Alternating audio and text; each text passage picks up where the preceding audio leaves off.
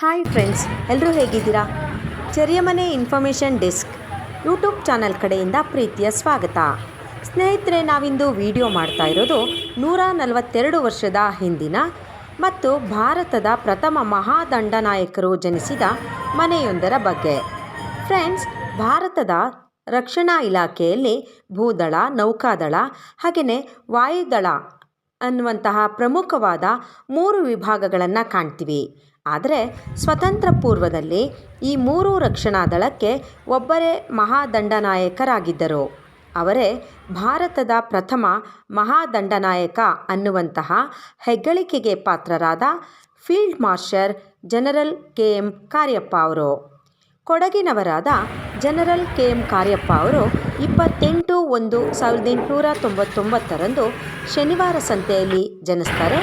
ಕಾರ್ಯಪ್ಪ ಅವರ ತಂದೆ ಕೊಡಂದಿರ ಮಾದಪ್ಪನವರು ಶನಿವಾರ ಸಂತೆಯಲ್ಲಿ ಈಗಿನ ನಾಡ ಕಚೇರಿಯಲ್ಲಿ ಪಾರುಪತ್ಯೆದಾರರಾಗಿ ಸೇವೆಯನ್ನು ಸಲ್ಲಿಸ್ತಾ ಇದ್ರು.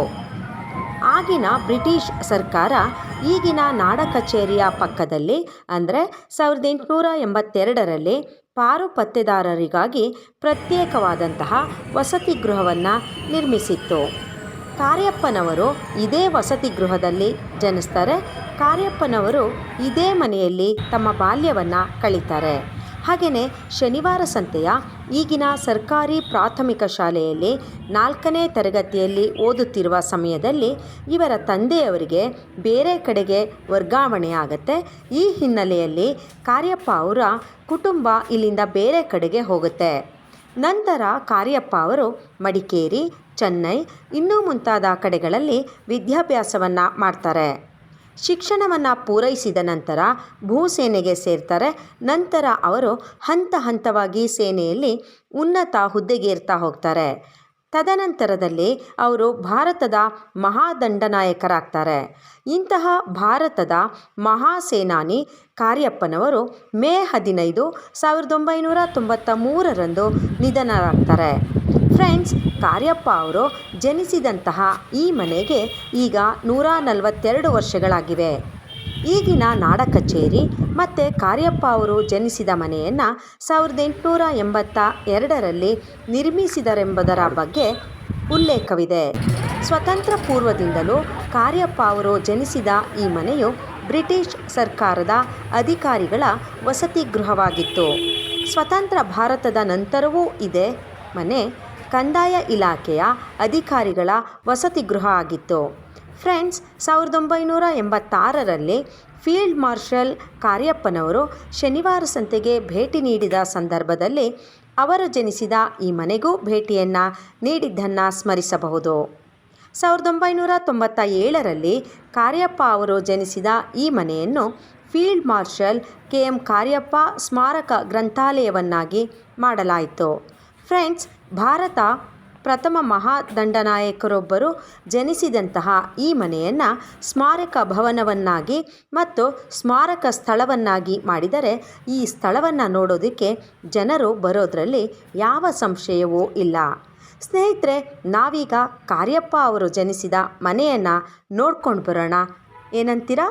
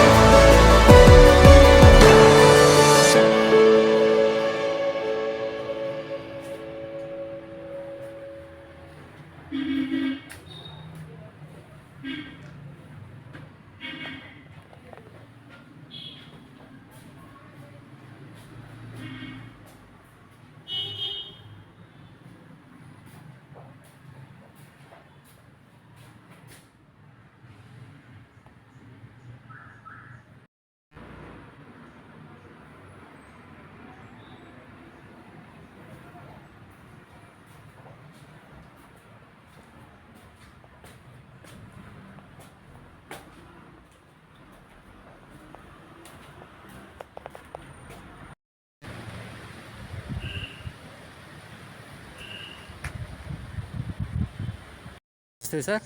ಸರ್ ನಮಸ್ತೆ. ತಮ್ಮ ಹೆಸರು? ನಾನು ಮಾಜಿ ಸೈನಿಕ TS ನಾಗರಾಜ್ ಅಂತ. ಅಂತೇಳಿ ಸರ್, ಇದು ನಿಮ್ಮ ಊರು, ಕಾರ್ಯಪ್ಪನವರು ಹುಟ್ಟಿದ ಮನೆ. ನಿಮಗೆ ಹೇಗೆ ಅನಿಸುತ್ತೆ ಅಂತ ಹೇಳ್ತೀರಾ ನೀವು? ಸಾರು, ನಾನು ಶನಿವಾರ ಸಂತೆಲೇ ಹುಟ್ಟಿದ್ದು, ಮತ್ತು ಕಾರ್ಯಪ್ಪನವರು ಶನಿವಾರ ಸಂತೆಲೇ ಹುಟ್ಟಿದ್ದು.